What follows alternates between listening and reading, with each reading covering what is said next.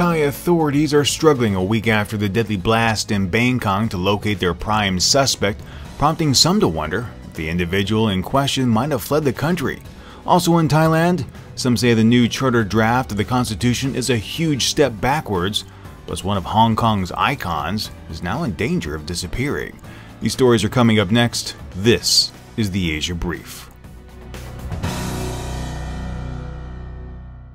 Greetings and salutations, my excellent friends. Steve Miller here on this hump day, the 26th of August 2015.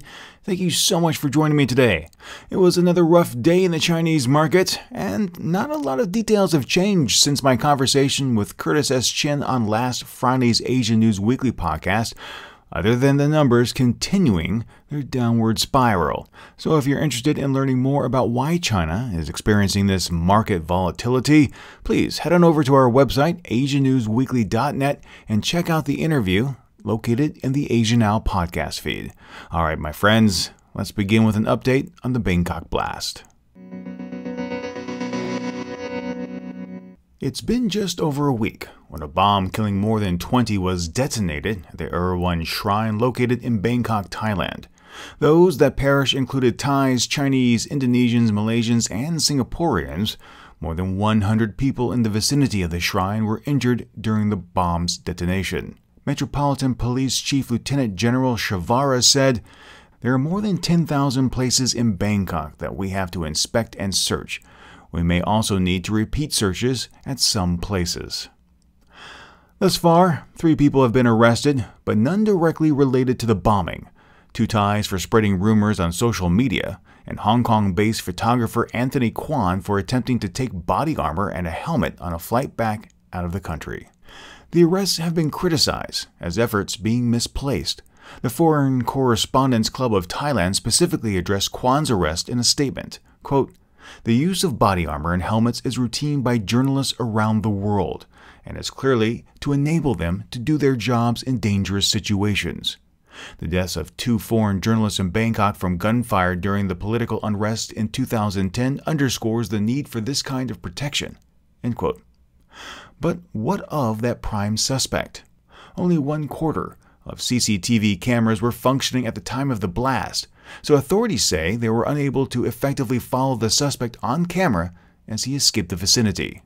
In fact, there's even been contradictory reports as to whether or not the bomber is Thai or foreign, or if he's even still in the country. Police readily admit that the trail has gone cold. Even after a week, no organization has laid claim to the attack. That being the case, some speculate the bombing might be tied to Thailand repatriating some 100 Uyghur Muslims to China, and security experts have suggested more time should be spent investigating those groups. And one last note on this subject. Police recovered a bomb that had been left in a construction worker's home. They've deactivated the device, and no one was hurt in the process. At this time, it's unclear if this is related to the Erewhon Shrine event. When Prayut Chan-o-cha came into power via a bloodless coup last year, he said he wanted to facilitate reform and create a Thai-style democracy, whatever that is. A few highlights of the new charter identify some potential pitfalls for a truly democratic Thailand. Article 28 declares that participation in national elections is mandatory. That isn't necessarily a bad thing, as I think people should have a hand in the electoral process. However, Article 118 stipulates that only 77 senators in the Senate would be directly elected. The others would be selected by other means and comprised of retired military generals and other officials, representatives of professions, and, quote, people of high moral standing, end quote. It would be a ruling body truly not of the people and capable of incredible power, including that to impeach officials. In addition, Article 165 still leaves some with a sour taste in their mouth. This provision allows for a non-member of Parliament to be named Prime Minister if endorsed by at least 2/3 of the House of Representatives. Some liken this provision to a state of quasi-democracy experienced in the kingdom between 1978 and 1988. However, what might be the most alarming portion of the draft are Articles 260 and 280. This would grant the Prime Minister, the Supreme Commander of the military, the chiefs of the 3 armed forces and the police chief, together with the former premiers and former heads of the legislative bodies and the judiciary, all members of the current National Committee on Reform and Reconciliation Strategy, the ability to step in and assume control during a political impasse or crisis, something they haven't clearly defined. Yes, changes are taking place in Thailand's government, but it's clear that the power is being consolidated to those who now possess it.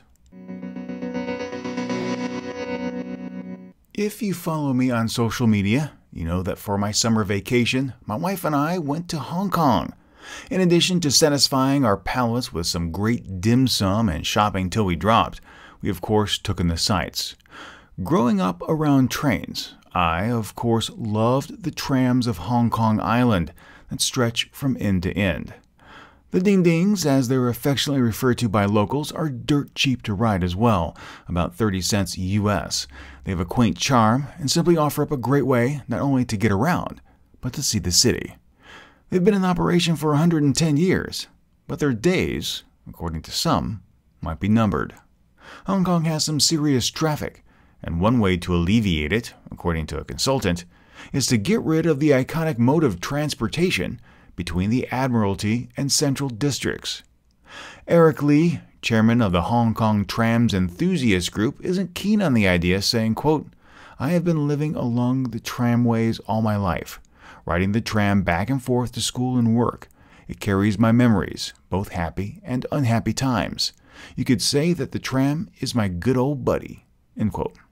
Emmanuel Vivant, who runs the Hong Kong tramways, isn't surprised by the emotional outpouring of support and doesn't buy into the idea that getting rid of the trams would be beneficial. "I think the data is wrong. I think the analysis is wrong, and the conclusion is wrong," he said before continuing, quote, "Hong Kong is walking towards transforming itself into a more sustainable, more livable city, and that means more green transport, not less." End quote. The government says it didn't commission the proposal, saying it didn't request or commission the consultant. I hope that's the case, and I hope the trams remain. I think they're absolutely grand. Well, my friends, those are today's stories, and I hope you'll take a moment to leave your thoughts in the comments on Facebook or Twitter.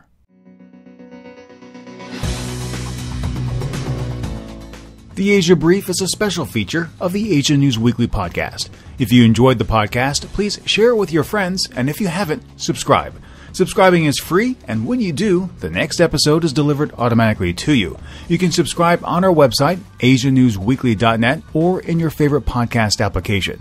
You can also keep up with more news from the region by following Asia News Weekly on Facebook or Twitter. And if you have any comments, questions, or feedback, be sure to drop us a line. That email address is podcast@asianewsweekly.net. Thank you so much for joining me, and until next time, remember to be true to yourself and to always be awesome.